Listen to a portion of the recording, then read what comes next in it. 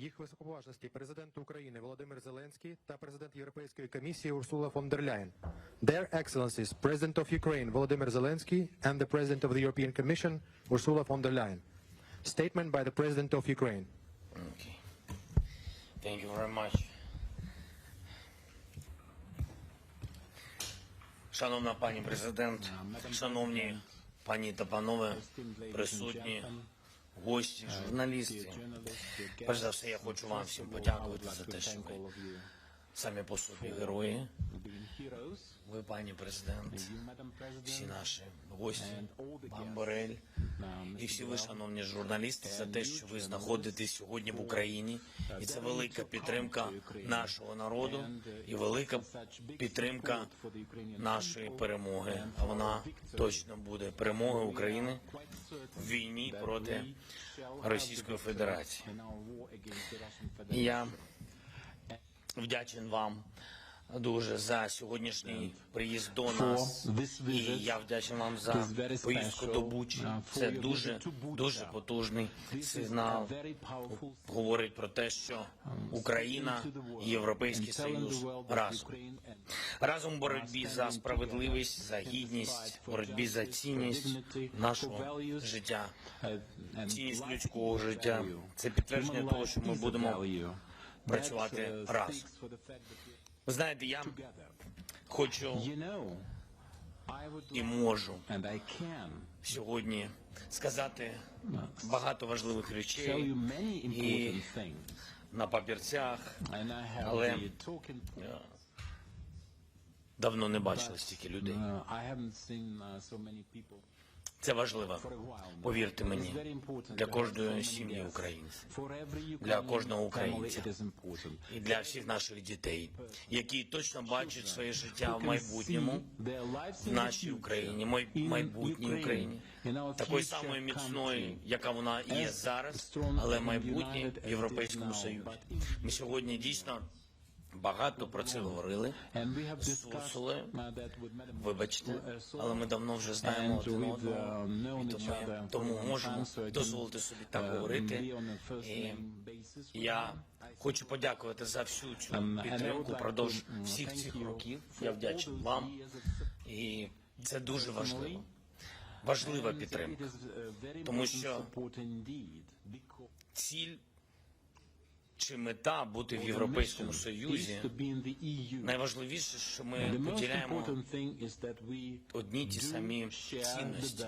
І саме за них ми боремося, за свободу, за права наших людей, право вибору, право захищати, жити, народжуватись і жити довго. І це дуже важливо в нашій свободній державі. Друге, я хотів би вам подякувати за фінансову допомогу. Вона для нас дуже важлива сьогодні, коли наші підприємства, на жаль, через російських загарбників, через всі ці авіаудари, ракетні удари по наших заводах, по наших компаніях, по наших підприємствах, через це сьогодні держава економічно ще не працює. Але я знаю, що ми всіх переможемо і точно буде працювати. І на цій дистанції, саме тут, поруч є країни Європейського Союзу і керівництво Європейського Союзу. І тому ця фінансова підтримка сьогодні, коли економіка поки що не працює, вона дуже важлива. Третє – це зброя. Скажу чесно, я хочу подякувати. Ми про це детально говорили. Фінансова підтримка, яка направлена на зброю. Я не хотів би, як президент ліберальної мирної держави, говорити сьогодні багато про зброю. Але сьогодні ми боремося за наше життя, за нашу свободу, за нашу територіальну цілісність і найголовніше за всіх наших людей, бо це і є скарб, як всі вже бачать, це і є наша міцність, великий скарб української історії. Тому я вдячний за фінансову підтримку щодо можливості захищати нашу державу. А вже ж я хочу подякувати за ту потужну санкційну політику. Дякую всьому світові, дякую Європейському Союзу, Урсулі фон дер Ляєн. Я вдячний особисто за 5-й санкційний пакет, але вважаю, що цього замало. Вони у нас дуже багато всього забрали. Вони у нас забрали і території, і людей. Ми зможемо повернути території і не зможемо повернути людей. І за все це буде велика, впевнений, велика чесна відповідальність. Тому прошу нам допомагати своїми санкціями, і вони повинні тільки нарощуватись. По-іншому Росія нічого і нікого не хоче чути. Ну це якщо коротко. Слава Україні. Дякую. Statement by the President of the European Commission. Thank you very much, Volodymyr. Thank you very much for having me here. And let me at the very beginning express my condolences for the families, the children, the innocent people that have been attacked today by Russia at the train station. It is appalling, it is horrible, it's a nice nightmare, and I really want to say that our thoughts are with those families and with those poor people. Indeed, I started my day today with a visit to Bucha, because being in Bucha and seeing what has happened, you can tell that our humanity was shattered in Bucha. And it is right and just that the world has voted to suspend Russia from the Human Rights Council. This war is a challenge for the entire international community, and this is indeed a very decisive moment by now. It is a moment where we have to decide and where we have to fight for the question to be answered: will heinous devastation be winning, or will it be humanity that is prevailing? Will autocracy be dominant, or will democracy be the long-term dominant winner? Or will the right of might be the rule, or will it be the rule of law? And this is what is at stake in this war. It is a war, yes, that Russia unleashed against an innocent Ukraine, but it's much, much more than that on top. It is these big questions that will be decided in this war. So your fight is also our fight. And I'm here in Kiev with you today to send a very strong message that the European Union is by your side. We stand by your side. This is the message that, dear Volodymyr, I want to bring to you, but also to the Ukrainian people. We have discussed a lot of practical topics, how we can step up the European support for Ukraine. And let me be clear, we can never match the sacrifice of the Ukrainian people. Never can we match that. But we are mobilizing our economic power to make Putin pay a very, very heavy price. We have, as you said, imposed 5 waves of unprecedented sanctions against Russia, and we are already preparing the next wave. We are now moving into a system of rolling sanctions. And these sanctions are biting hard. If you look at the exports in goods to Russia, they have fallen almost by 71%. Inflation is now by 20%. It is rising in Russia. Business confidence in Russia is at the lowest level since 1995, and the best and brightest minds are leaving Russia, together with more than 700 private companies, rightly so, who are leaving Russia. On top of this, member states have already frozen 225 billion euros of private Russian assets in the European Union since the beginning of the war. So if you look at that, Russia will descend in economic, financial, and technological decay, while Ukraine is marching towards a European future. This is what I see. We stand with you as you defend your country, and this is my second point. Indeed, Ukrainian people are holding up the torch of freedom for all of us. The European Union is sending weapons to your country. We have allocated almost 1 billion euros from the European Peace Facility to support the Ukrainian armed forces, and more will come. Later on, the High Representative will present that. With this support to the brave Ukrainian soldiers fighting for Ukraine's freedom, we want to underline that you're fighting for all of us. The third topic that we have been discussing was indeed strengthening our financial support for Ukraine. Today we are delivering around about 1 billion euros of support. This sum consists of 3 different pillars. It is, as we speak, the transfer of 120 million euros to budget support.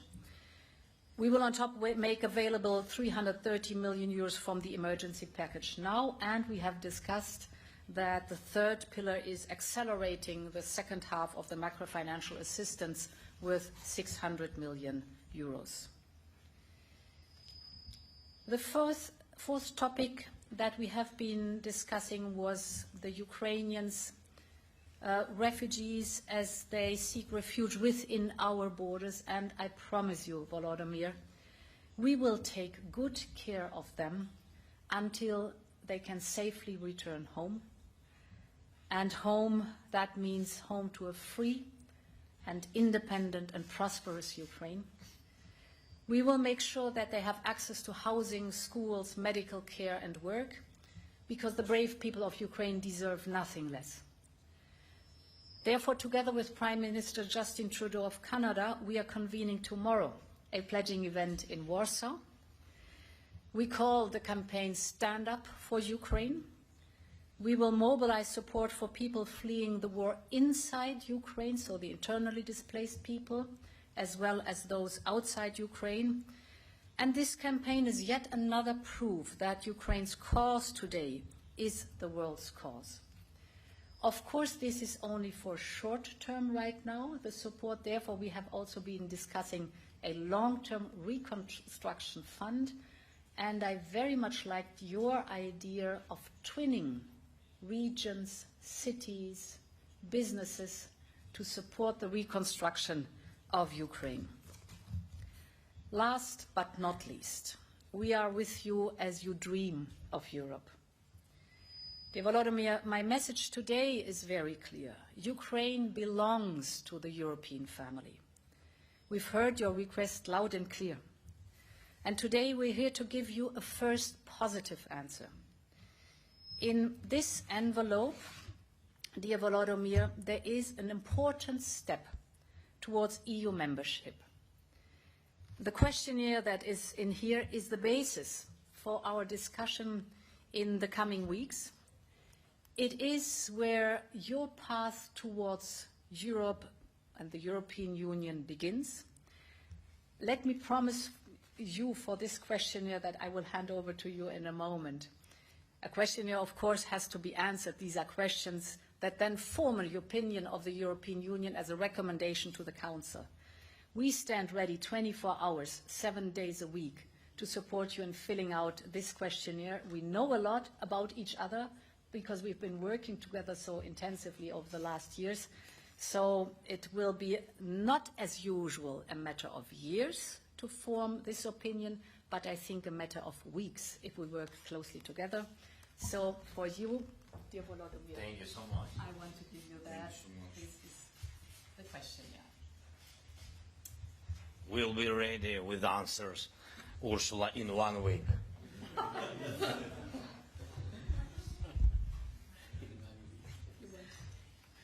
Thank you, President. Don't be afraid for the questionnaire. You know, to get jam on the chair, we also have to fill in a lot of questions. I'm sure it will be very important for you. Yes. Thank you very much, and thank you, President, for giving me the floor. President, I am really touched for what I've seen, for what I heard, for what I felt today. Certainly, there are two words to describe what's happening in Ukraine. One word is failure, the big failure of the Russian army that hasn't been able to overcome your courage. And the other word is horror, the horror of the civilians being attacked, being killed in an indiscriminated way. So we are in the presence of war crimes, and we will help you. We will help the prosecutor Ukrainian prosecutor to present the proofs in front of the International Criminal Court. Our mission here in Ukraine, our advisory mission, was working before the war, will deploy their effective, their means, their tools, their capacities, their technical in order to support you. And we have also allocated 7 million euros to support you in this task.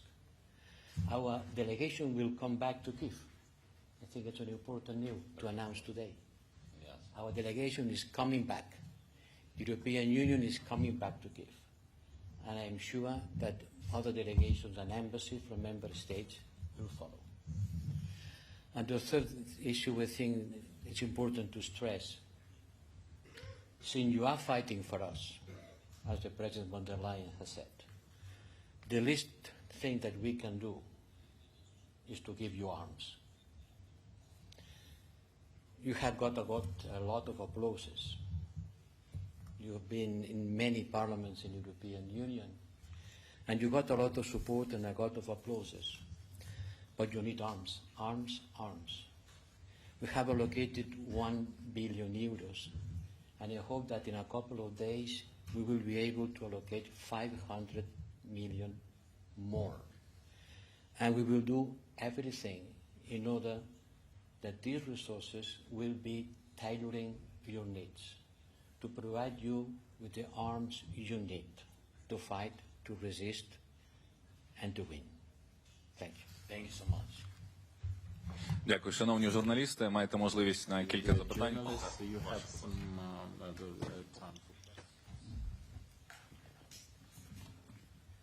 I'm Lorenzo Attianese from ANSA, Italian press agency. President von der Leyen, your goal is to submit Ukraine's applications for EU membership to the Council this summer. Once Ukraine enters in Europe, if there's still war at this point, the confrontation between Europe and Russia will be inevitable. Are you ready for this? And the question for President Zelensky. About deaths and tortures, Russia talks about fake news. You're willing to face international investigation on each side that will definitely clarify the world and put the end to the pro-Russian conspiracy to the peoples. I am deeply convinced that Ukraine will win this war. Democracy will win this war. Freedom will win this war. And the right of every country to shape its own future. And thus, we will work together with Ukraine to rebuild Ukraine. And rebuild Ukraine means massive investment and reforms. And this will form and forge the path towards the European Union.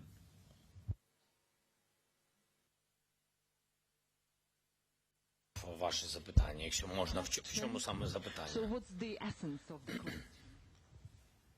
Я зрозумів, що у нас є міжнародне слідство разом з нами. А в чому запитання?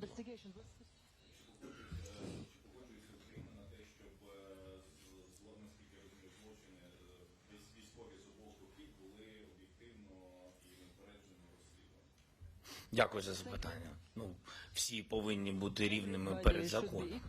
І Україна завжди підтримувала саме такі речі. У нас немає, як в Російській Федерації, такої вертикалі, щоб впливати на ті чи інші суди. І ми не можемо впливати на будь-які міжнародні суди, тому що ми будуємо демократію в нашій державі. І не хочемо, і навіть якщо б ми змогли би, ми б не хотіли б це робити. У нас незалежний суд, тому ми цього не будемо робити. Але я впевнений в послідовних діях Збройних сил України. Я знаю, що відбувається.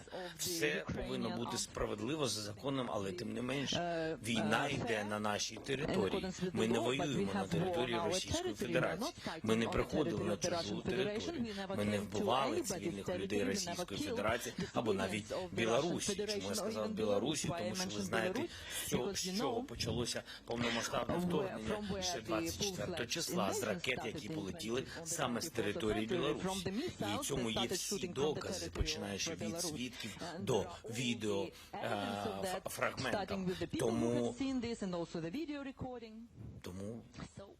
моя відповідь дуже проста. Ми завжди жили за законом і будемо жити за законом. Але в цій війні ми розуміємо, хто ворог, хто її почав, і точно ми розуміємо, хто її переможе. Дякую. Сергій Сидоренко. Українська правда.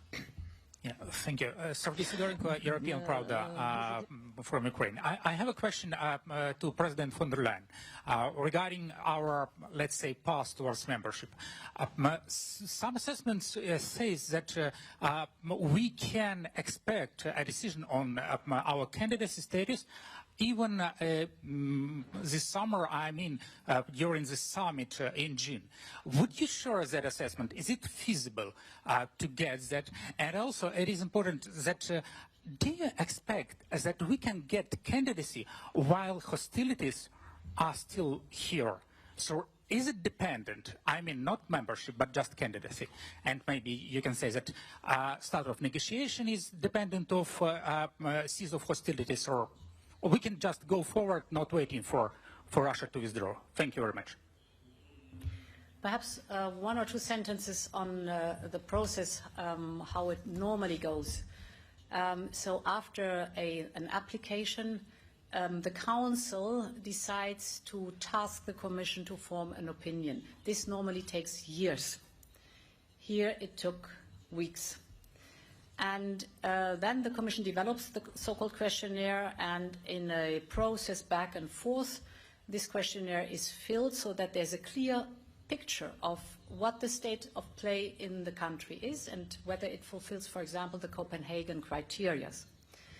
This also takes normally years. And we have committed ourselves to work together now on this very important step to draw and design the state of play of the country, and many, many detailed questions are in there. So it's not only one question that is determining the outcome of this opinion. Many questions are to be answered. We want to work hand in hand to fill out this questionnaire, to draw the picture, to paint the picture of this country and its path towards Europe. And then the opinion is basically a recommendation that comes from the Commission towards the Council. The Council then decides over the next steps. So I would give ourselves a chance, an opportunity to work on that now, with also the knowledge, as I just said, that this is an unusual path that Ukraine is going. Ukraine has, whatever the outcome is, a long period, an intensive period of reconstruction ahead of it, because Russia brutally destroys infrastructure, livelihoods, and cities. And therefore, in this process, we want to reach out to really work with you to reform, to build up, to reconstruct. And this will determine in a positive way the path towards the European Union. CDF, Catherine. Wait for your mic, please. Katrin Eigendorf from German TV, ZDF. Mr. President, my question is, what is the most important request that you had to Ursula von der Leyen, and did you achieve that goal, do you think?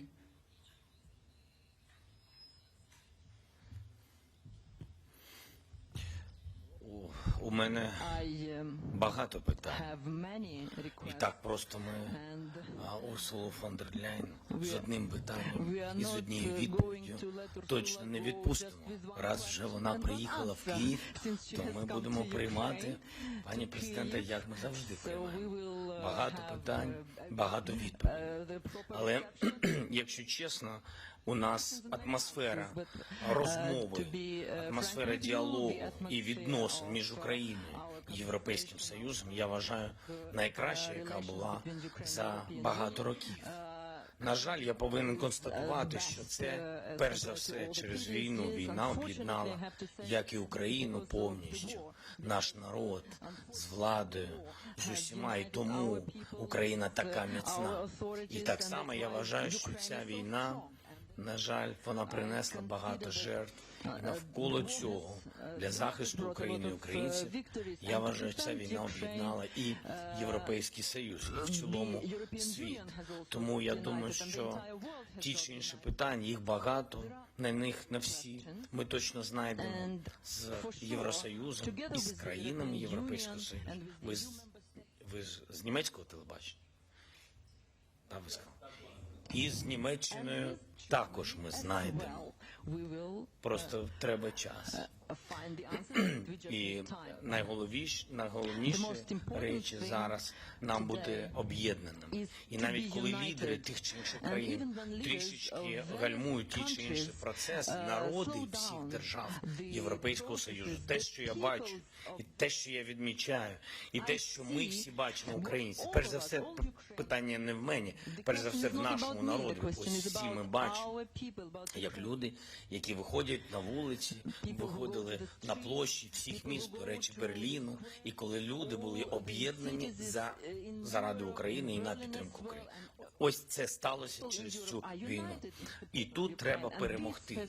Перемогти політику Російської Федерації, саме політику такої агресії до людей України. І до людей України це значить до людей Європи, тому що у нас однакові цінності. І тому питання щодо санкцій, які ми сьогодні обговорювали, це питання дипломатичної зброї Європейського Союзу проти агресії будь-якої держави.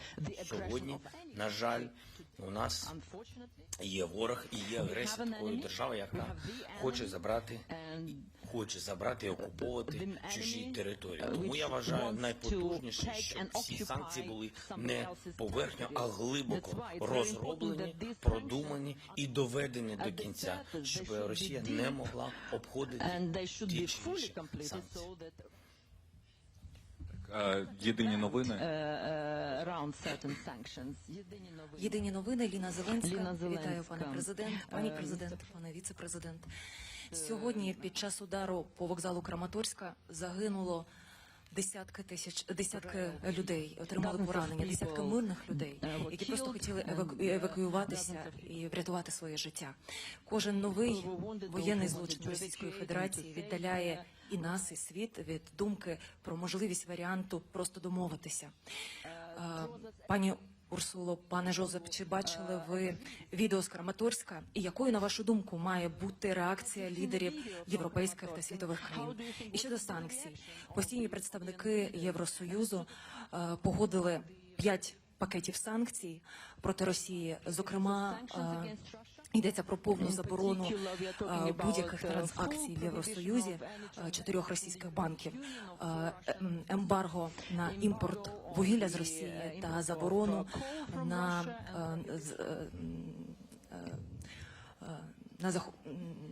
на захід у порти російських кораблів.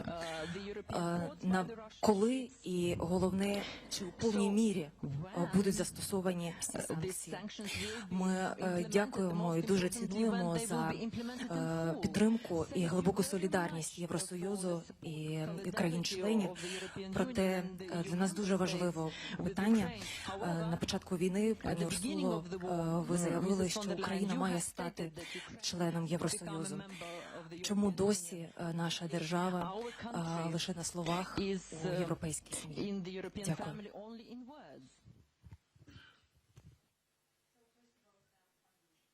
Part of your question, as you see, we are working on it, and an accession process always takes, of course, legal steps and work that has to be done. And here is the proof of a very successful cooperation what that matter is concerned. You're right with the sanctions. The 5 waves or packages of sanctions are very much biting. They're hard.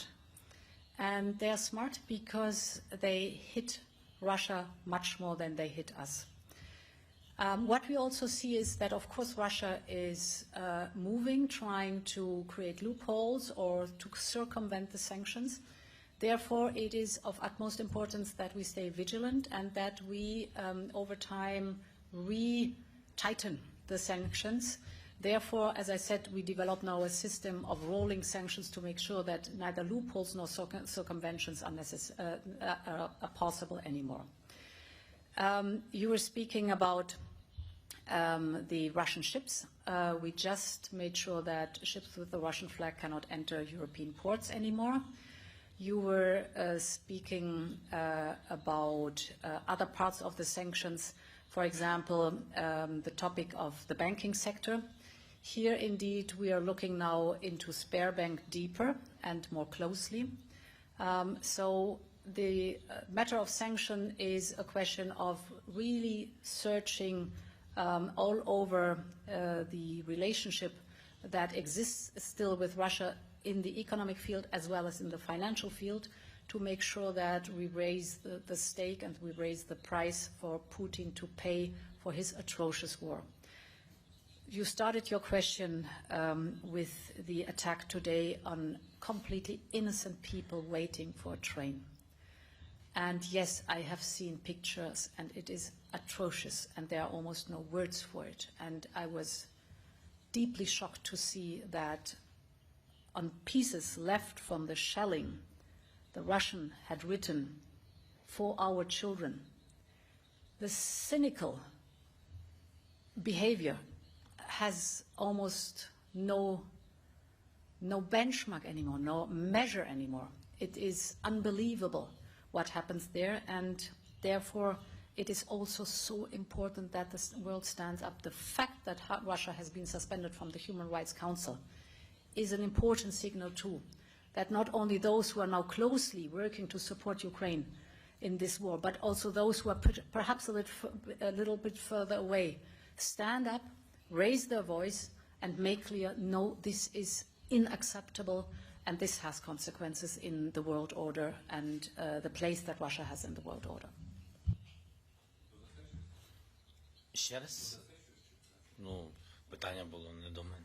Тоді, шановні колеги, на цьому захід завершено. Дякуємо всім за участь, дякуємо за запитання, дякую за відповідь.